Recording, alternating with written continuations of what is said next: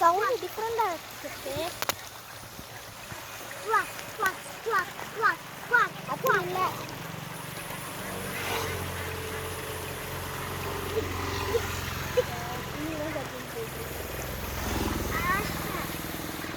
அங்கேயே நிறைய கூட்டமாக இருக்குது. நம்ம கிட்ட நிறைய கூட்டமாக நிற்கல. அங்கே போய் இவ்வளோ கூட்டம்.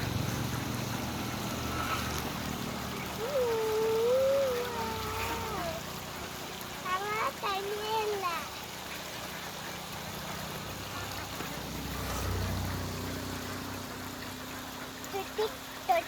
அப்படியே